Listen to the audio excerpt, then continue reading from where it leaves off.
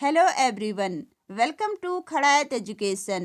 बच्चों, आज की वीडियो में हम पढ़ेंगे क्लास 10th हिंदी क्षितिज काव्य खंड के अंतर्गत पाठ 7 छाया मत छूना। इस कविता को लिखा है गिरजा कुमार माथुर ने। माथुर जी का जीवन परिचय और साहित्यिक परिचय को हम प्रीवियस की वीडियो में डिटेल पूर्वक पढ़ा चुके हैं। आप लोगों ने वीडियो नहीं देखी है तो जरूर देख लीजिए। नीचे डिस्क्रिप्शन बॉक्स में प्लेलिस्ट की लिंक दी हुई है।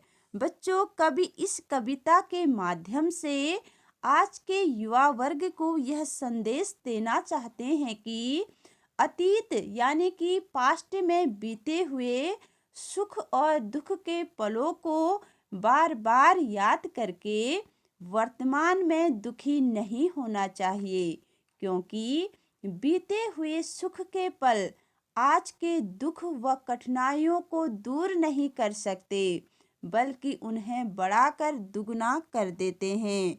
तो आइए शुरू करते हैं गिरजा कुमार माथुर द्वारा लिखित कविता छाया मत छूना।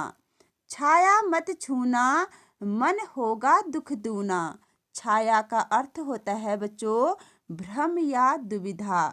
कवि इन पंक्तियों में अपने मन को संबोधित करते हुए कहता है कि हे मन, अतीत की स्मृतियों को याद मत करना, इससे वर्तमान में दुख और अधिक बढ़ जाएगा। क्योंकि प्रत्येक व्यक्ति के जीवन में सुख और दुख दोनों ही आते हैं, चाहे वह गरीब हो या अमीर हो। इसलिए हर व्यक्ति को बीते हुए सुख और दुख के पलों को बार बार याद करके वर्तमान में दुखी नहीं होना चाहिए, बल्कि वर्तमान में रहकर हर परिस्थिति का सामना हिम्मत से करना चाहिए।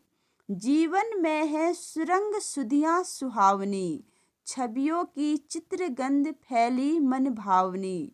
सुरंग सुधियाँ का अर्थ होता है बच्चों रंग बिरंगी यादें। सुहावनी का अर्थ होता है अच्छी। मन भावनी का अर्थ होता है मन को भाने वाली। छवियों का अर्थ होता है सुंदर। कवि इन पंक्तियों में कह रहे हैं कि जब भी मैं अपने जीवन में बीते हुए पलों को याद करता हूँ तो उस समय की अनेक रंग बिरंगी यादें हमें सुहावनी और मन भावनी लगती है। उस समय की हर घटना का सुंदर चलचित्र यानी कि इमेज हमारी आंखों के सामने आने लगता है। साथ ही उन यादों की सुगंध भी हमारे आसपास महसूस होने लगती है। उस समय ऐसा लगता है कि मानो उन यादों के सहारे ही व्यक्ति अपना पूरा जीवन बिता देना चाहता है, जबकि वह जानता है कि जो बीत गया वह वापस नहीं आएगा। तन सुगंध शेष रही, बीत गई यामिनी, कुंतल के फूलों की याद बनी चांदनी। कवि अब कह रहे हैं कि तारों से भरी चांदनी रात बीत गई, जो उन्होंने अपनी प्रिया के साथ बिताई थी। अब कवि की प्रिया उनके साथ नहीं रहती, क्योंकि उनका देहांत हो गया है। इसलिए कवि कहते हैं कि उसके शरीर की सुगंध अभी भी मेरे जीवन में शेष बची है, उसे मैं हर पल महसूस कर सकता हूँ। कुंतन के फूलों की याद बनी चांदनी। अब कवि कहते हैं कि जब भी मैं चांदनी रात में चांद को देखता हूँ तो मुझे मेरी प्रिया के लंबे बालों में गुथे हुए फूलों की याद आ जाती है। भूली सी एक छुअन बनता हर जीवित क्षण, छाया मत छूना, मन होगा दुख दूना। अब कवि कहते हैं कि अब तो जीवन का प्रत्येक क्षण अपनी प्रिया के यादों का स्पर्श करता हुआ गुजर रहा है। इसलिए वे अपने मन को समझाते हुए कहते हैं कि हे मन, अतीत की स्मृतियों को याद करके तुम दुविधा और भ्रम में मत पड़ो, इससे तुम्हारा दुख और अधिक बढ़ जाएगा। कहने का आशय यह है कि बच्चों, हम सभी को अपने बीते हुए जीवन की असफलताओं को भूलकर वर्तमान में सफलता के लिए प्रयास करना चाहिए। अब पढ़ते हैं बच्चों इन पंक्तियों का भावार्थ। कवि इन पंक्तियों में अपने मन को संबोधित करते हुए कहता है कि हे मन, अतीत की स्मृतियों को याद मत करना, इससे वर्तमान का दुख और अधिक बढ़ जाएगा। क्योंकि प्रत्येक व्यक्ति के जीवन में सुख और दुख दोनों आते हैं, चाहे वह गरीब हो या अमीर हो। इसलिए हर व्यक्ति को बीते हुए सुख और दुख के पलों को बार बार याद करके वर्तमान में दुखी नहीं होना चाहिए, बल्कि वर्तमान में रहकर हर परिस्थिति का सामना हिम्मत से करना चाहिए। जब भी हम अपने जीवन में बीते दिनों की याद करते हैं तो उस समय की अनेक रंग बिरंगी यादें हमें बहुत मन भावनी व सुहावनी लगती है, और उस समय की हर घटना का सुंदर चलचित्र एक एक करके हमारी आंखों के सामने आने लगते हैं।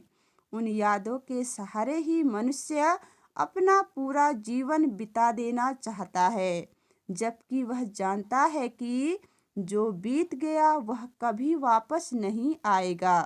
कवि आगे कहते हैं कि वह तारों से भरी चांदनी रात अब नहीं है जो उन्होंने अपने प्रिय के साथ बिताई थी, मगर उनके प्रिय के तन की सुगंध आज भी उनके मन में बसी है, जो उन्हें पल भर का सुख प्रदान करती है।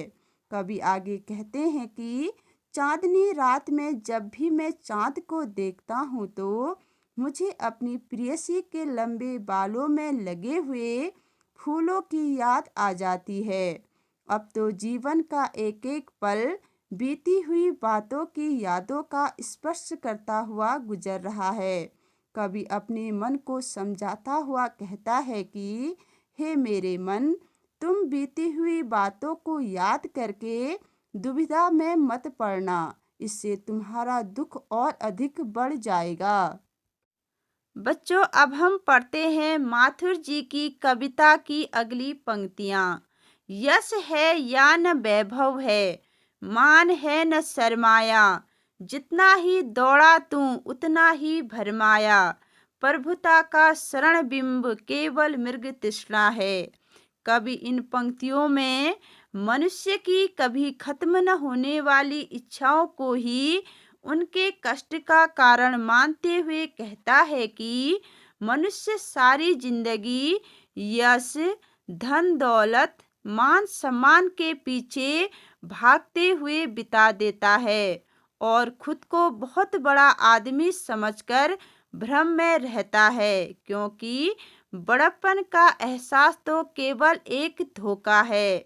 इससे शारीरिक सुख तो मिल जाता है, लेकिन मन की शांति नहीं मिलती है। यह ठीक उसी प्रकार है जिस प्रकार रेगिस्तान में हिरण पानी की तलाश में भटकता रहता है, परंतु दूर कहीं सूर्य की किरणों द्वारा उत्पन्न हुए जल के आभास से ठगा जाता है। वास्तविकता में उसे धोखे के अतिरिक्त और कुछ भी प्राप्त नहीं होता है। हर चंद्रिका में छिपी एक रात कृष्णा है। अब कवि कहते हैं कि हर चांदनी रात के बाद एक काली रात आती है, अर्थात अमावस्या आती है। ठीक उसी प्रकार सुख दुख रूपी पहिया भी निरंतर चलता ही रहता है। प्रत्येक व्यक्ति के जीवन में सुख के बाद दुख और दुख के बाद सुख आता है। जो है यथार्थ कठिन उसका तू कर पूजन, छाया मत छूना मन होगा दुख दूना। अब कवि कहते हैं कि हे मनुष्यों, तुम अपने जीवन में कठिन परिस्थितियों का सामना करो, उससे पलायन मत करो, बल्कि उसे स्वीकार करो। इसी में सबकी भलाई है, वरना अतीत के सुखों की यादों में तुम वर्तमान के दुखों को और अधिक बढ़ा दोगे। कहने का आशय यह है कि प्रत्येक व्यक्ति को अपने जीवन में कठिन परिस्थितियों का सामना हिम्मत से करना चाहिए, उससे भागना नहीं चाहिए। बच्चों, अब पढ़ते हैं इन पंक्तियों की व्याख्या। कवि इन पंक्तियों में मनुष्य की कभी खत्म न होने वाली इच्छाओं को ही उनके कष्ट का कारण मानते हुए कहता है कि मनुष्य सारी जिंदगी यश, धन दौलत, मान, ऐश्वर्य के पीछे भागते हुए बिता देता है और खुद को बहुत बड़ा व्यक्ति समझकर भ्रम में रहता है, क्योंकि बड़प्पन का एहसास तो केवल एक धोखा है। यह ठीक उसी प्रकार है जिस प्रकार रेगिस्तान में हिरण पानी की तलाश में भटकता रहता है, परंतु दूर कहीं सूर्य की किरणों द्वारा उत्पन्न हुए जल के आभास से ठगा जाता है। वास्तविकता में उसे धोखे के अतिरिक्त कुछ भी प्राप्त नहीं होता।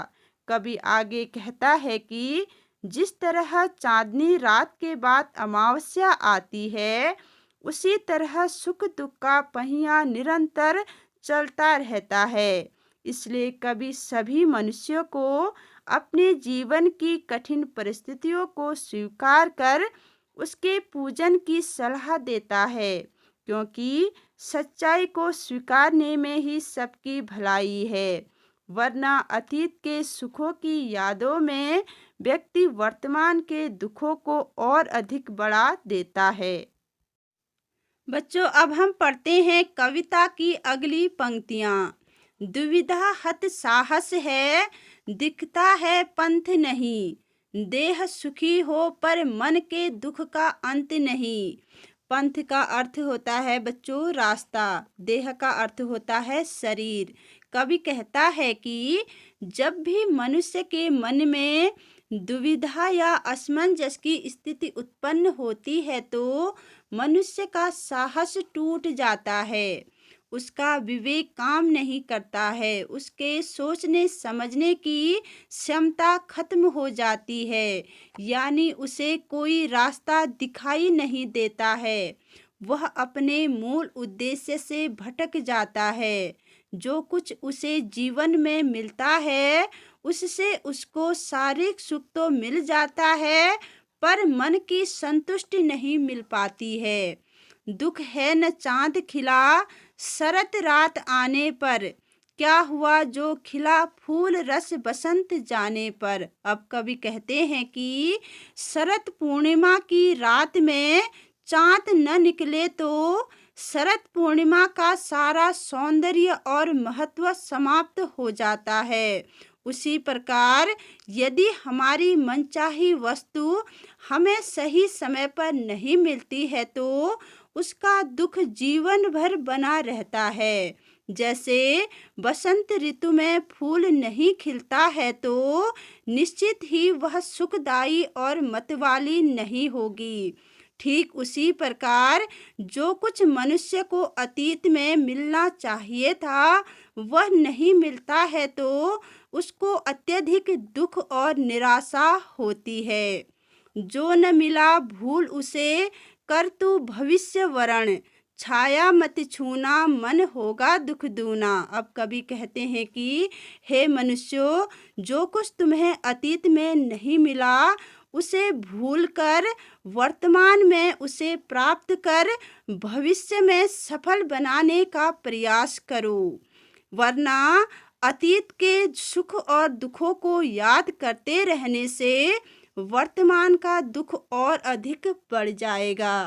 कहने का अभिप्राय यह है कि प्रत्येक व्यक्ति को अतीत की असफलताओं और सफलताओं को भूलकर वर्तमान में सिर्फ सफलताओं के बारे में सोचना चाहिए, जिससे कि वर्तमान के साथ ही हमारा भविष्य भी सफल हो।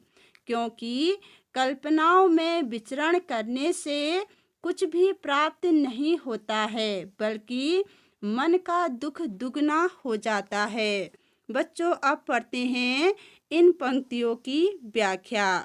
कवि कहता है कि जब भी मनुष्य के मन में दुविधा या असमंजस की स्थिति उत्पन्न होती है तो मनुष्य का साहस टूट जाता है, उसका विवेक काम नहीं करता है, उसके सोचने समझने की शक्ति खत्म हो जाती है, यानी उसको कोई भी रास्ता नहीं सूझता है और वह अपने मूल उद्देश्य से भटक जाता है। जीवन में जो कुछ मिलता है उससे उसको शारीरिक सुख तो मिल जाता है, परंतु मन की संतुष्टि नहीं मिल पाती। जिस प्रकार शरद पूर्णिमा की रात को चाँद न निकले तो शरद पूर्णिमा का सारा सौंदर्य और महत्व समाप्त हो जाता है, उसी प्रकार जब हमें हमारी मनचाही वस्तु सही समय पर नहीं मिलती तो उसका दुख हमें जीवन भर सताता है। जैसे बसंत ऋतु में फूल न खिले तो वह निश्चित ही मतवाली और सुखदायी न होगी, वैसे ही मनुष्य को अगर अतीत में जो कुछ मिलना चाहिए था वह नहीं मिला तो उसे अत्यधिक दुख और निराशा होती है। इसलिए हे मनुष्यों, जो तुम्हें अतीत में नहीं मिला उसे भूलकर वर्तमान में उसे प्राप्त करके भविष्य को संवारने का प्रयास कर। कहने का अभिप्राय यह है कि प्रत्येक व्यक्ति को अतीत की असफलताओं और सफलताओं को भूलकर वर्तमान की सफलताओं के लिए प्रयत्न करना चाहिए, जिससे कि वर्तमान के साथ ही हमारा भविष्य भी सफल हो, क्योंकि कल्पनाओं में विचरण करने से भी नहीं मिलता है बल्कि मन का दुख ही दुगना हो जाता है। तो बच्चों, कैसी लगी ये वीडियो? पसंद आए तो लाइक कीजिए, शेयर कीजिए और सब्सक्राइब करना मत भूलिए। साथ ही कविता से संबंधित कोई भी डाउट आपके मन में है तो उसे कमेंट बॉक्स में ज़रूर लिखिए। मैं पूरी कोशिश करूँगी कि आपके हर डाउट क्लियर हो सके। तो मिलते हैं अगली वीडियो में। Thank you.